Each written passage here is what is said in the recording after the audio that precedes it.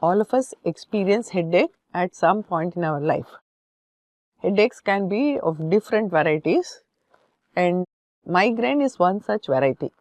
It usually occurs on one side of the head, unilateral, and it is pulsating or throbbing, lasts for anywhere between 4 to 72 hours. Can be associated with nausea, vomiting. It can be associated with photophobia, phonophobia. So, when we know all this, we know it is migraine. So, let us see about the migraine. It's a third most common disorder. It affects the highest cause of disability irrespective of the gender, and the second most incapacitating pain condition, and occurs most commonly in the productive years of life, 18 to 44 years, which is our main productive years. It can impact us in many ways. It can result in significant disability with functional impairments, which can include, if you are in the school going age, missed schools, if you are working, missed work days.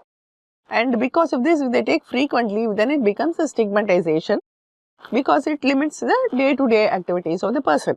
Suppose you are going office and you develop a severe headache in the morning, then you go there, you do not work well, and then you tell your colleagues, oh, see, I have got a severe headache, what shall I do, all that. Then it becomes, oh, she or he always has these headaches.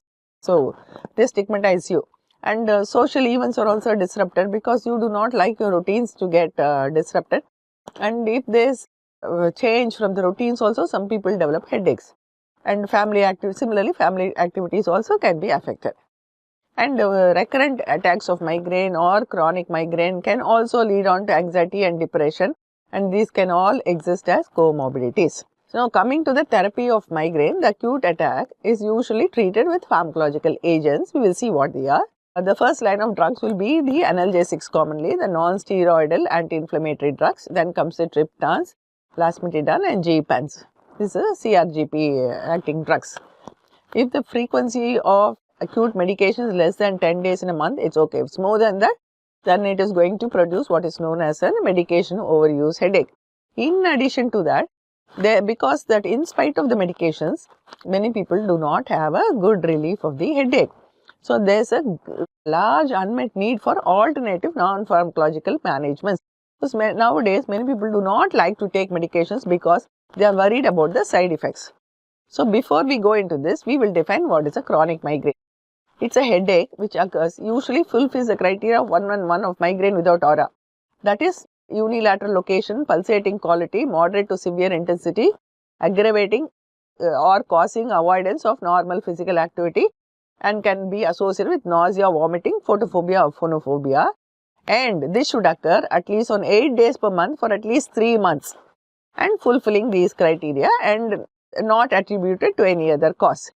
Then we know that this is a chronic migraine. Whenever you have frequent attacks of migraine, more than 2 per month, then we may have to go in for a prophylactic therapy.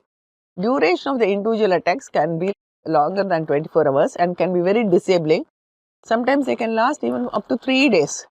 And suppose you find that these abortive therapies, that's acute treatment, is not very effective and patient is suffering with migraine, then it may be a role for prophylactic therapy. And suppose a patient is pregnant or has got renal failure, is not able to use certain medications to abort the attack, then again prophylactic therapy has a role. And you are using very frequently the abortive medications, then you cannot be doing that and you have to go in for prophylactic therapy. And what are the prophylactic medications? You have different groups of prophylactic medications. First one will be 5-HT2 antagonism, methotrexate. We do not use it commonly. Now we have the voltage gated calcium channels, calcium channel blockers like flunarizine, or you can have the beta blockers, propranolol, tricyclic antidepressants, amitriptyline, etc. Then comes the GABAergic inhibition drugs, which are valproic acid and gabapentin. Nowadays, we are also using CGRP inhibitors. Erunibab is available in the Indian market, and the prevention of acetylcholine from presynaptic membranes is done by botulinum toxin. So, injection of botulinum toxin also is helpful in reducing the number of attacks. There is alteration in neuronal oxidative metabolism, and this is done by riboflavin. So, they found that there is a role for riboflavin also in the management of chronic migraine.